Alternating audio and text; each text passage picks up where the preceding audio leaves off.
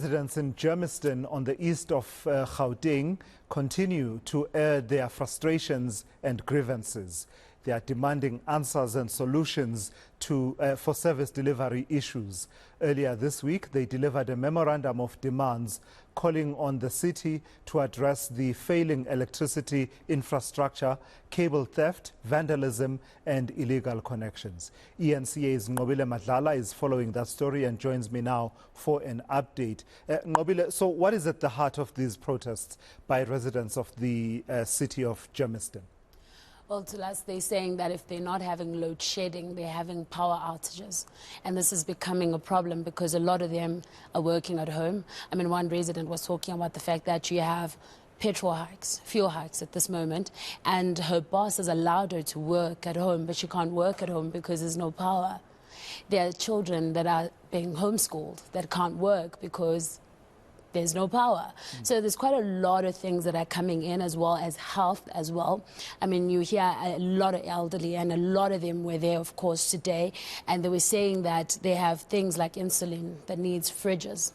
With no power, there's nothing they can do. So now they're saying that in the area they're in, they find that at times they have no power for as long as 5 days, sometimes even longer. But there just seems to be no urgency to fix anything. But all of this comes from the fact that there is a cable theft that is rife in the area, and they feel like the municipality knows about it, but they're ignoring their calls.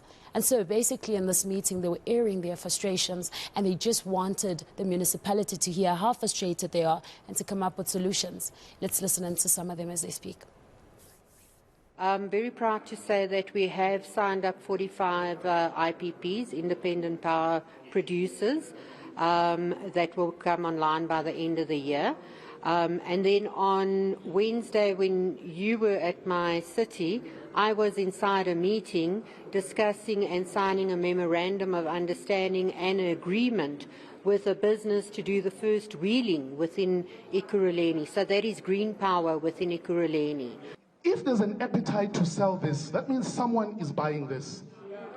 So there's scrap yards that need to be regulated, that need to be investigated, where we find that if there is someone who is buying this, so we're not going to deal with the problem. If we keep on chasing the people that are doing this, we have to go and look at the people that are the syndicates that are buying this.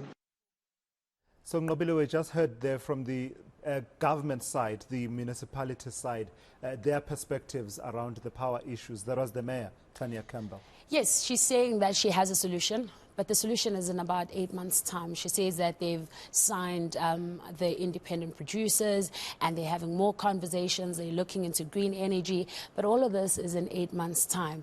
And the problem is rather urgent at this point. So she's saying, though, they are in talks. They're speaking to National as well. They're figuring out what to do. The MMC of Energy is also talking about the fact that what they've figured out is that there seems to be a syndicate when it comes to these issues.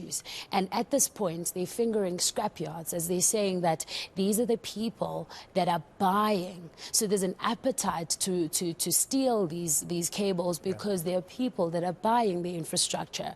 So now they're saying that they're speaking to National. They want to come up with answers in terms of how they can sort that problem out first before going to the actual infrastructure, because they're saying it doesn't help to keep digging and keep putting the same cables that keeps getting stolen. So it's the complexity of the issues is very similar to what other municipalities are dealing with. We've seen a number of successes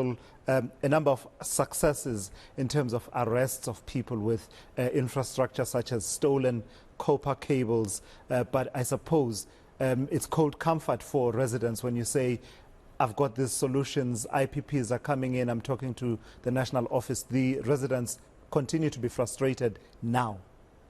Well, yeah, I mean, it gives a little comfort, really, if you think about it. They still have to deal with it for the next few weeks and few months even, where they have to come back to their home. I mean, one lady was saying that if the lights go out during load shedding, You don't know what's going to happen to your house. You don't know who's going to end up to your house, you know, in your house. You don't know how safe you are in your house. She was talking about the fact that there are people that have even left the area altogether because of this major problem that they're faced with.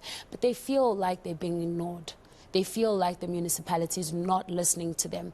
They're saying, I mean, the mayor said this was the second meeting, which was quite confusing because the MMC said this was the first meeting.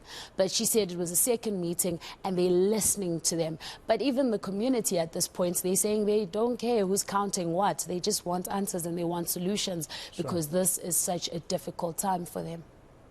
So let's hear from the residents then.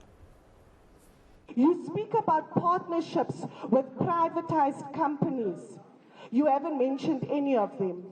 It is all lip service because we've been hearing the same thing since 1994.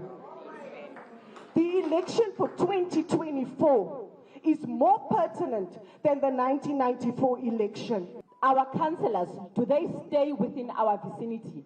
Because right now, you will get that we have councillors that do not stay in the areas. We report, but because they don't stay there, they don't share the same frustrations that we have, they can't do about it. So I'm trying to say, I don't believe all you guys here. You are just showing face, Miss Mayor.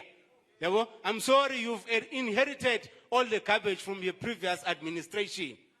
So put your head on the line. If you do not deliver, shift out, because we don't believe you guys anymore.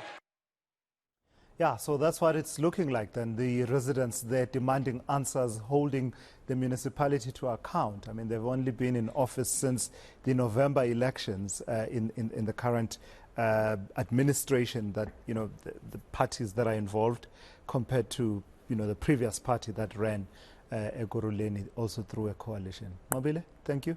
That's ENCA's Nobile Madlala. They're tracking all issues coming through from Ekurhuleni, where residents are concerned about issues of service delivery, particularly as they relate to infrastructure and electricity.